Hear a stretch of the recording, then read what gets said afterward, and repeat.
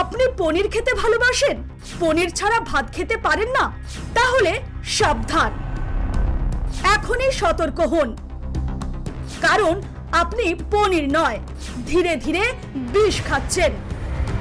প্লেটে পনির না প্লেটে বিষ। গুয়াহাটির বাজার ভরে গেছে বহির্রাজ্য থেকে আসা কেমিক্যাল মেশানো পনিরে।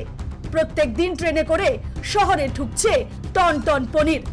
কিন্তু প্রশ্ন একটাই, এতদিন ধরে কিভাবে নষ্ট হচ্ছে না এই পনির? স্বাভাবিক পনির 2-3 দিনের বেশি টিকে না। তাহলে এই পনির সপ্তাহের পর সপ্তাহ ভালো থাকছে কিভাবে? কেমিক্যাল ছাড়া সম্ভব? অভিযোগ উঠছে কেমিক্যাল মিশিয়ে দীর্ঘদিন সংরক্ষণ করা হচ্ছে এই পনির, আর সেই পনিরে পৌঁছে যাচ্ছে আপনার প্লেটে, তিল তিল করে মৃত্যুর পথে ফেলছে আপনাকে।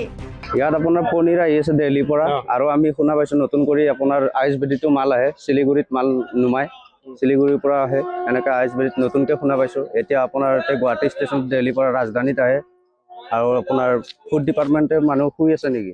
এইবিলাক চবটো কেমিকেল ইউজ কৰা পনীৰ হয়, এইবিলাক খাই কাৰণে মানুহৰ কেঞ্চাৰ হয়। এইটো কেমিকেলটোৰ মোৰ নাম নাজানো, কিন্তু ফুড ডিপাৰ্টমেণ্টৰ মানুহে গম পাব চালে। ফুড ডিপাৰ্টমেণ্টৰ মানুহ কি শুই আছে নেকি? সেইটোৱে কথা আৰু মোৰ বেলেগ আৰু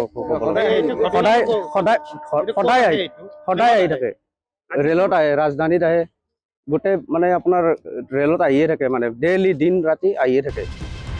অসমের অলি গলি, হোটেল, রেস্তোরাঁ সব জায়গায় ছড়িয়ে পড়েছে এই সস্তা পনির। কম দামে বিক্রি হচ্ছে বলেই চাহিদাও বেশি, কিন্তু সেই কম দামের পেছনে লুকিয়ে আছে বড় বিপদ।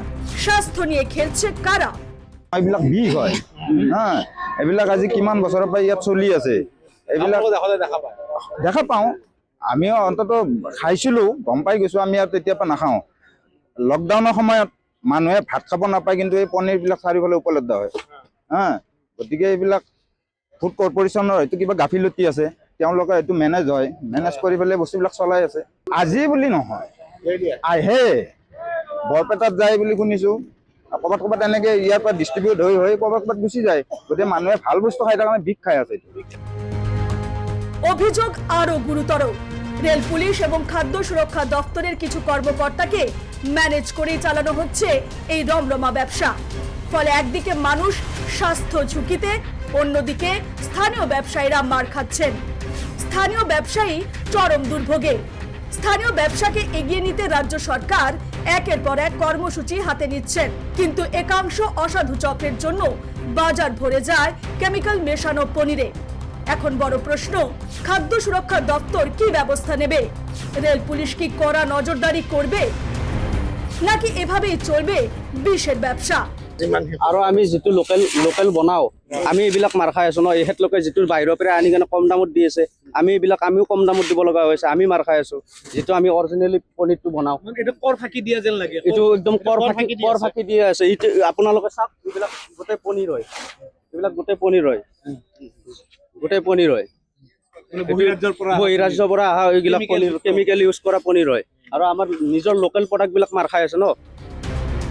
আজই সচেতন হন, পনির কেনার আগে প্রশ্ন তুলুন, কারণ আপনার প্লেটের খাবারই হতে পারে আপনার নীরব শত্রু। চুপ থাকবেন না, সচেতন হন। গুয়াহাটির থেকে তন্ময়ের রিপোর্ট, নিউজ লাইভ বাংলা।